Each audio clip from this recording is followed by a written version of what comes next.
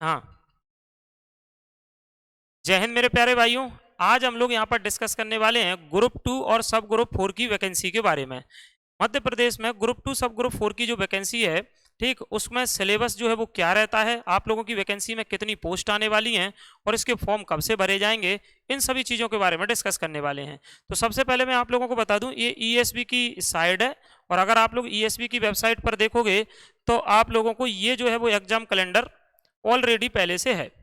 Exam calendar में अगर आप देखोगे तो इस कैलेंडर में जितनी सारी वैकेंसी हैं वो सारी लगातार आती जा रही हैं। मतलब ठीक जैसे आप लोग देखोगे तो समूह 5 की आ गई है, महिला बाल विकास अधिकारी की आ गई है, ग्रेड 3 की आ गई है। कहने का मतलब मैं आप लोगों को इसलिए पहले ही बता दे रहा हूँ कि आप लोगों में से जैसे ही फॉर्म भरना स्टार्ट हो जाएंगे, फिर हम लोग तैयारी करते हैं तो कहीं ना कहीं हम लोग कुछ नंबरों से एग्जाम में रह जाते हैं।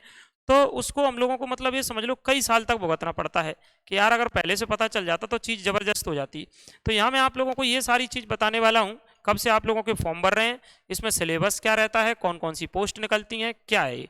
ठीक, देखो ये सारी जैसे कैलेंडर में जो पोस्ट सारी वैकेंसी दी हैं वो सारी निकल रही हैं बिल्कुल लगातार लाइन से। देखो ये सब निकल गई हैं, समूह 1 की निकल गई है, समूह 3 की आ गई है, ठीक, ये सब आ गई हैं। अब आप लोगों की अगली जो वैकेंसी आने वाली है वो समूह 2 उप समूह 4, देखो ये लिखिए, देखो समूह 2 उप समूह 4 की वैकेंसी।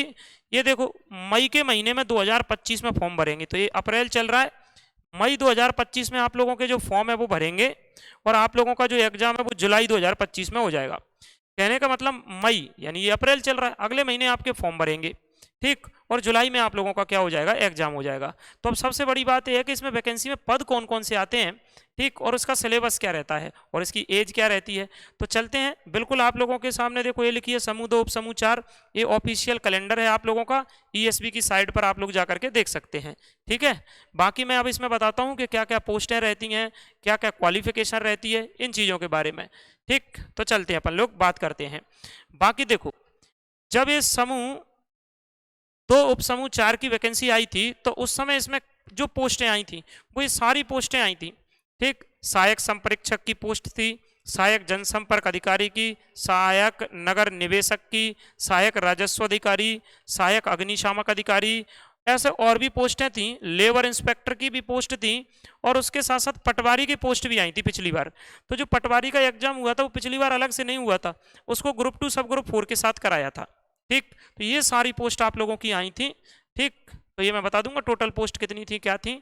अब हम लोग ये डिस्कस कर ले रहे कि ये सारी वैकेंसियां इसमें आती हैं।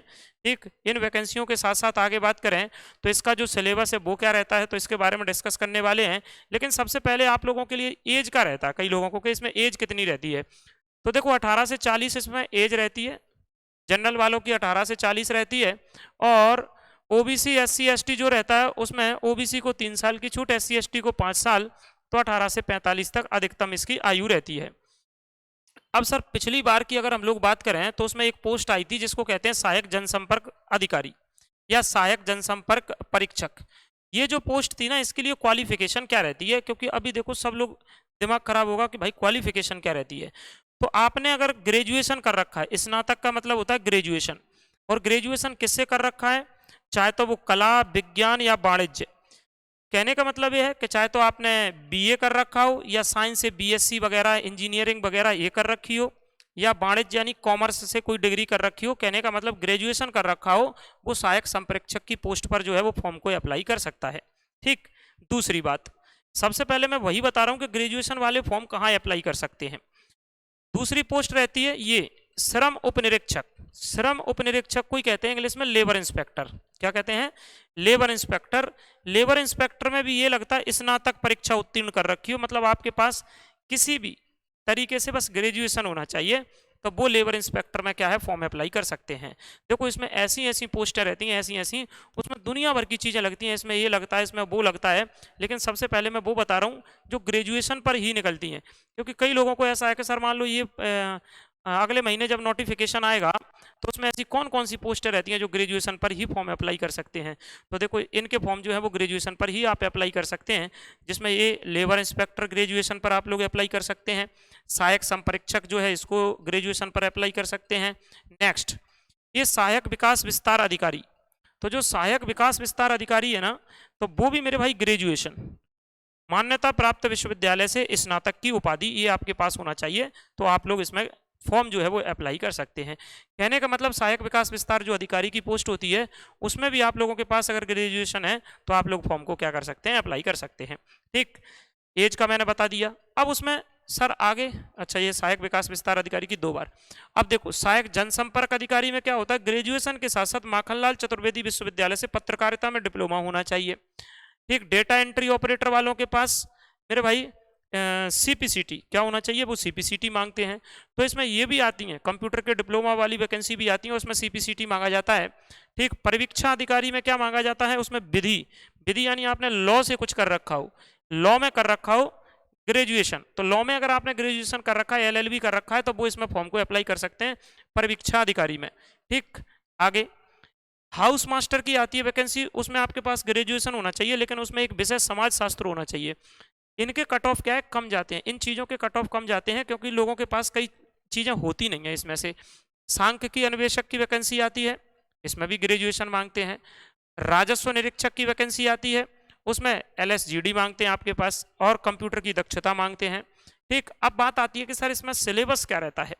ठीक, बाकी आप लोगों के को मैं अगर बता दूं तो बहुत बड़ा नोटिफिकेशन रहता है इसका, बहुत बड़ा, और पिछली बार तो और डबल हो गया था। कारण इसमें पिछली बार जो वैकेंसी थी वो किसकी आ गई थी, तो वो वैकेंसी पटवारी की ओर आ गई थी, तो ये नोटिफिकेशन डबल हो गया था। क्या हो गया था मेरे भाई, बहुत बड़ा नोटिफिकेशन हो गया था। तो बहुत बड़ा जब नोटिफिकेशन हो गया था तो मैं उसकी ना आप लोगों को एक वो बता दे रहा हूँ बस सीधे सीधे, कितनी वैकेंसी पिछली बार टोटल आई थी। तो पिछली बार तो टोटल क्या पटवारी की मिल गई थी इसमें, इसीलिए ज़्यादा आ गई थी। पिछली बार पूरी 9073 वैकेंसी थी, और इसमें ही पटवारी की वैकेंसी शामिल होकर आई थी 6806 ये। इस कारण से ये टोटल मिलाकर के इतनी सारी वैकेंसी हो गई थी। इस बार इतनी तो नहीं आनी है, पर वैकेंसी तो आनी है, पेपर भी होने हैं।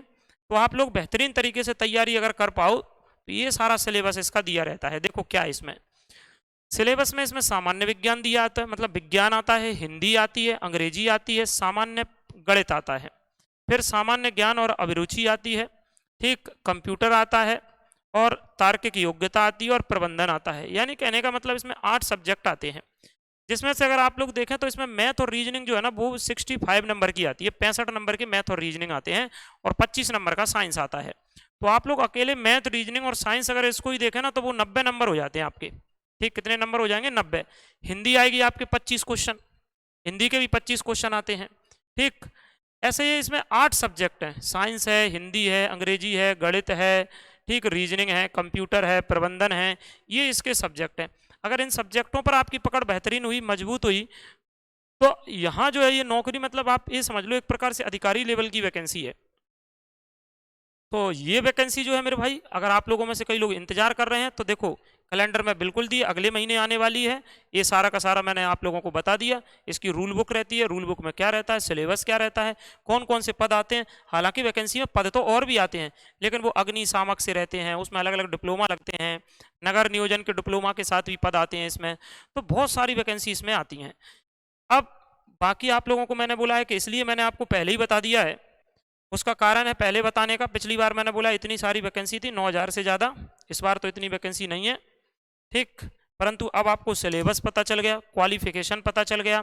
इससे क्या होगा, जब आप लोग देखोगे ये वैकेंसी जैसे ही आएगी, मैंने बोला है कि आप लोगों को अगर ऐसा लग रहा है तो हम कहाँ पर देखें, तो मैं खुद बता दे रहा हूँ। देखो ये कैलेंडर है, ये जाए ईएसबी की साइट पे गए, परीक्षा कार्यक्रम पे चले गए, परीक्षा कार्यक्रम पे जा रहे हैं तो देखो ये कैलेंडर पड़ा है, ये कैलेंडर पड़ा है। इसी में आप लोगों के सामने ये लिखिए मई में ये वैकेंसी आएगी और जुलाई में इसका क्या होगा, एग्जाम होगा। तो बिल्कुल आप लोग बेहतरीन तरीके से तैयारी कर सकते हैं मेरे प्यारे भाइयों। मुझे उम्मीद है कि आप लोगों को वीडियो पसंद आया होगा। बाकी जो लोग फालतू कमेंट करेंगे, नेगेटिव कमेंट करेंगे, तो उनको मैं बता दे रहा हूँ कि देखो ये ऊपर लिखी है वो सारी की सारी आ चुकी हैं, सबके पेपर हो रहे हैं और चल रहे हैं, और कुछ के अगले महीने हैं। तो ये आएगी, तो ये मत कहना कि पहले नहीं बताया, इसलिए पहले बता दिया मैंने कि आप लोगों में से जो बिल्कुल एकदम सीरियस कैंडिडेट रहते हैं, तैयारी करो, वैकेंसी आएगी और पद भी इसमें बढ़ के आएंगे।